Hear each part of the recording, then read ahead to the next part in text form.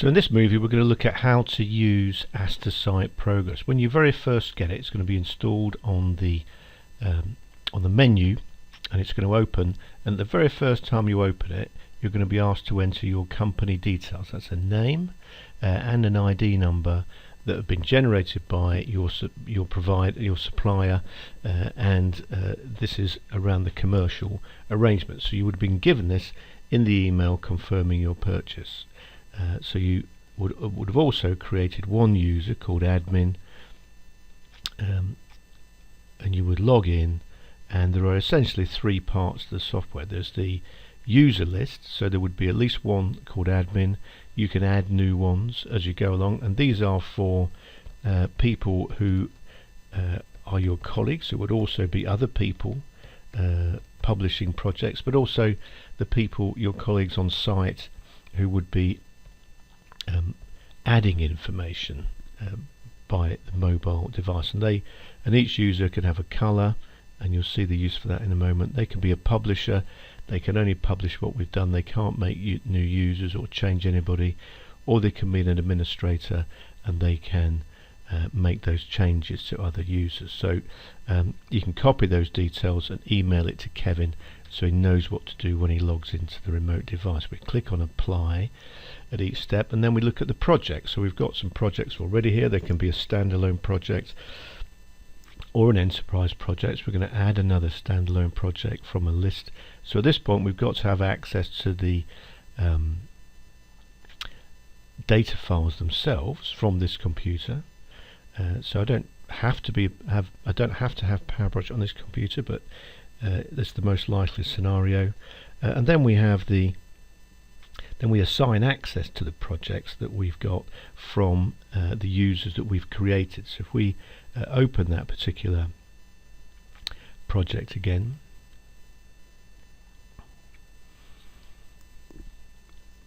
sometimes it can take a while because it's creating a code library with the usernames in the source project, so it will change it very slightly and add a couple of items the very first time you open it.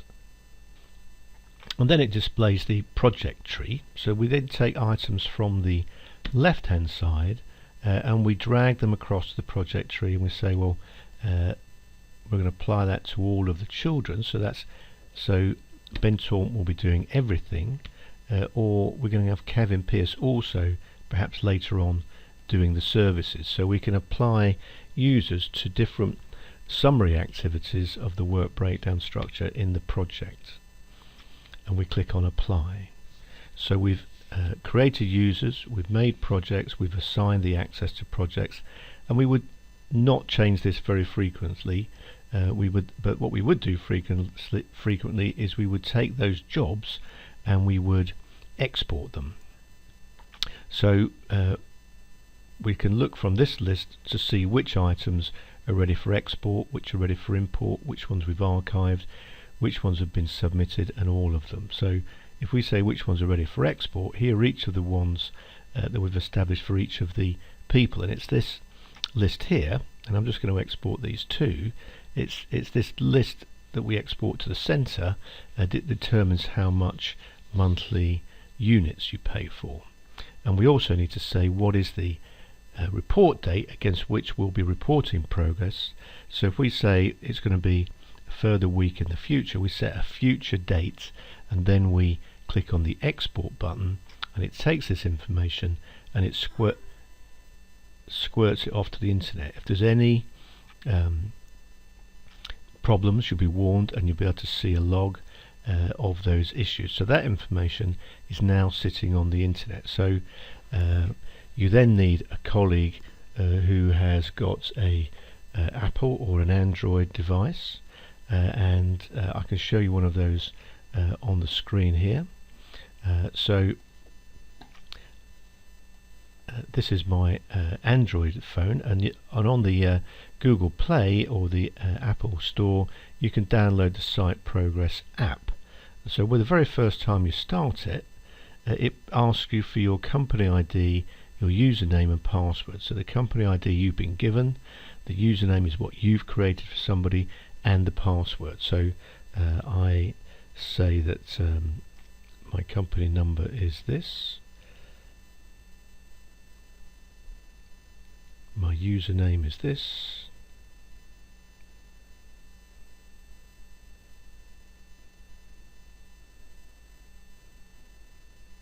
My password is this. And then I click on finished, and I can click on the login button. So that then talks to the internet. The cloud knows which projects I've been assigned, if there are any there, and it downloads them to the device at this moment. So only at this moment does the device need to have a signal. It doesn't need to have a SIM card, it can just have a Wi-Fi. So then you've got both of the projects that we have exported, and for ease of understanding what's going on, I'm going to also open these projects in Power Projects so that you can see each of these in turn. So this is my straightforward project. It's already had it's got a work breakdown structure on the left hand side, and it's previously had progress entered, and I've said I wanted progress up to the 14th of April. So what Site Progress has done, it hasn't exported everything, so it hasn't exported those tasks that are complete. It's only exported those tasks that are not complete and are due to happen in that window. So this task will be there, but this one will not be, although I can also set a window a number of days ahead to capture that, and we'll look at that in a moment. So if I look at my Fallen Meadows project, it then reveals the work breakdown structure and that, and I need to choose one of those, and then it'll list the tasks in each of that section that are applicable. And if I click on the down button there, it's going to list all of the tasks that could be progressed up to this time. If it's got a red circle with a cross in it, it means we should have done it on time. So if we choose that one and we look below, the planned % complete is 100, and previously we've said we've done 75. So we can move this slider, or we can click here and change the percentage. And down below, which is also scrollable,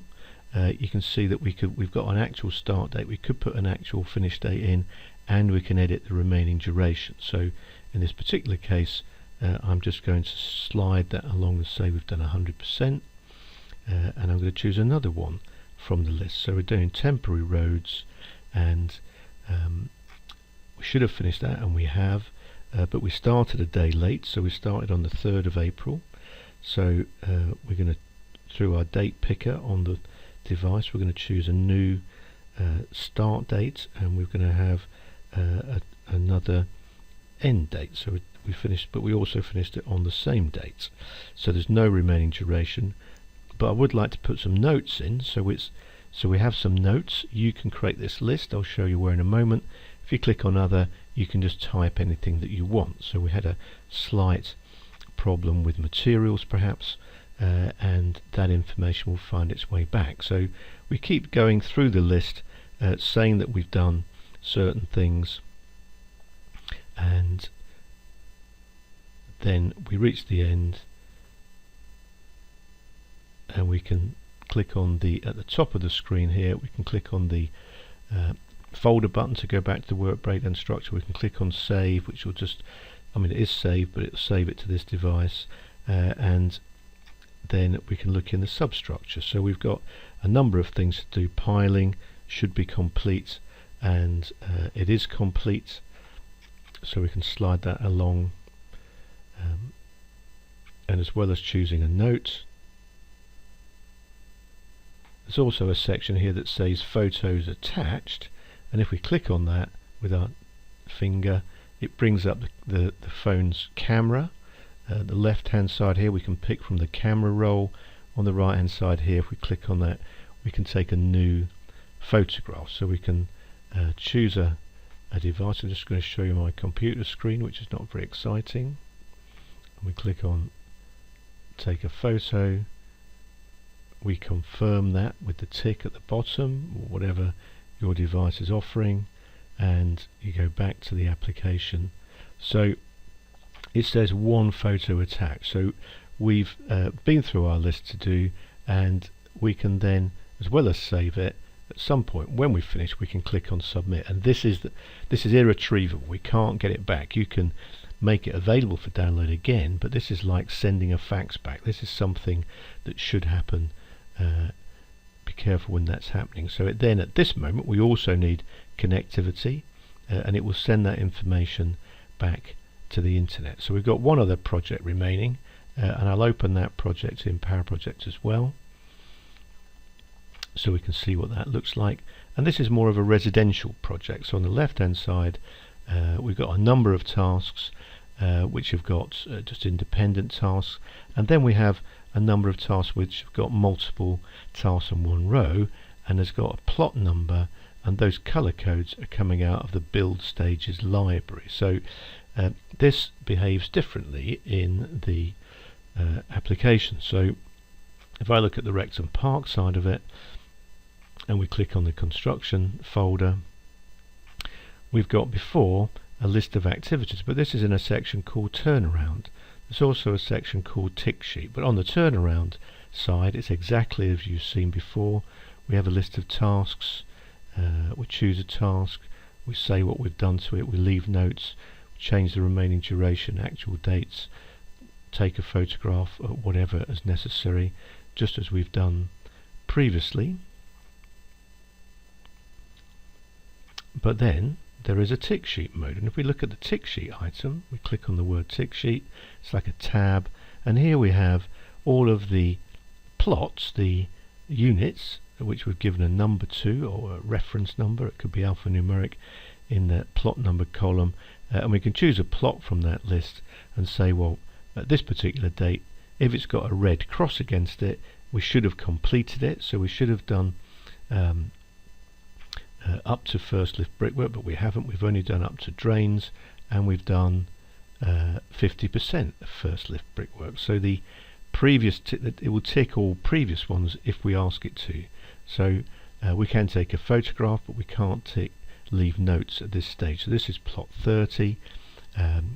We should have done up to block beam, but we haven't done the drains, etc. So this is why it's called a tick sheet. You can say a percentage, but the ideal solution really is you're saying that we've just got a bit of ahead of ourselves here.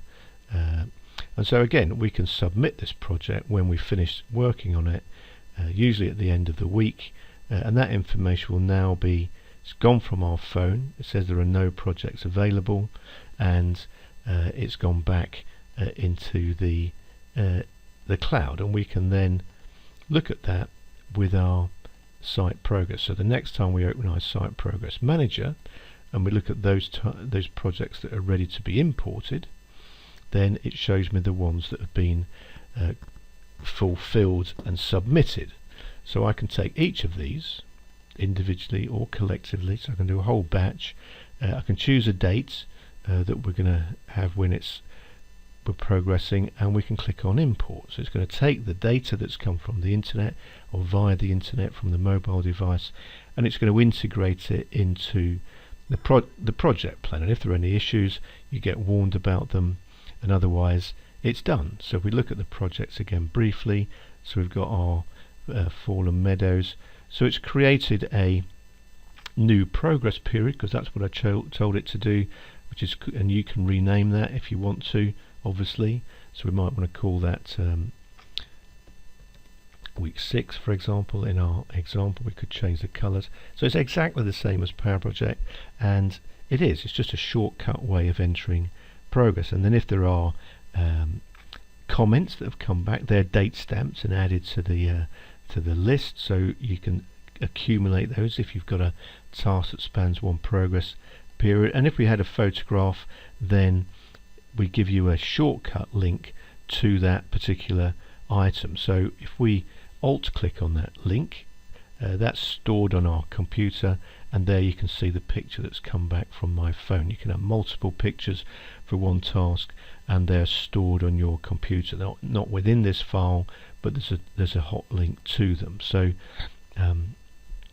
so that's how the information is stored in Power Project. So now you would look at that, you would maybe evaluate it, you might reschedule it and consider what may or may not be done, and change the plan and then we would republish it. So typically these are on a sort of weekly turnaround, and we might not update the program until we've done that every 4 weeks, for example, but we can see where we're ahead and behind schedule. And if we made a mistake, somebody missed something out, we can obviously make that change in Power Project directly, and we can take those values out. So it's not something we can't change later on. So we've then got a plan that we're due to publish again. So we can go back to Site Progress Manager, and we can look for those jobs that are ready to export, choose the ones to export, choose another date, and off we go again. So that's how Site Progress works,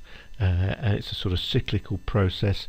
You wouldn't set users up that frequently unless people went on holiday or something. Projects wouldn't get set up unless you started a new one. You wouldn't change the access unless somebody's role is changing. You would just be at this point where you would choose to export and import various jobs. But there are certain settings that are worth looking at. So there are certain settings that you should adjust before you do any exporting, and that is, we can set first of all export settings. So planned and actual dates and percentages, and planned percentages are exported. That planned percent is at the future date that you choose.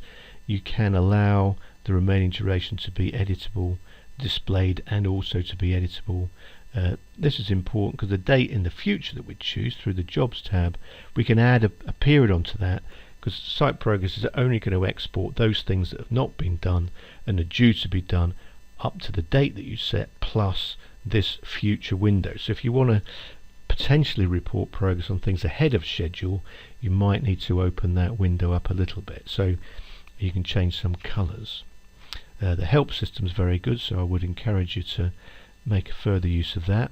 There are certain import settings, so you're only using one progress period, you're just going to change it, move it along, or you're going to create a new one each time.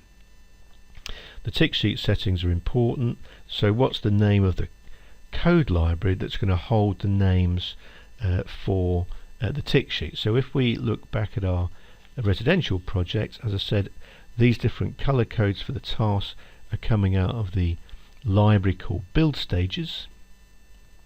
So in our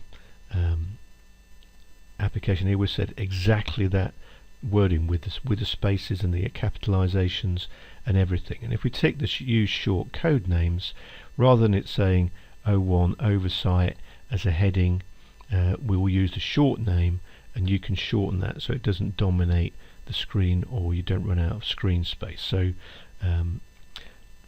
and you can auto complete earlier build stages. So if you tick one, all preceding ones that haven't been done will also be ticked, so it just speeds that up. So the notes section is also important. So this is where you can add a note that will, by clicking on the add button, that will be in the list that you can choose from on the device, as well as at the bottom of the list you've got other, so you can type it in. So there are various other settings. File locations is important. This is just by default, where should I store the files before sending them to the cloud. You probably don't need to worry about that. This is important because this is where the photographs are going to be stored, and they're going to be stored per project and per task, and this is where we can save log files to. So this is the most important to save, and make sure you back that up. So that's Site Progress for you, and I hope you have an enjoyable time using it. Use the help system, have a little look around, call the help desk if you get stuck. That's what we're here for. Bye for now.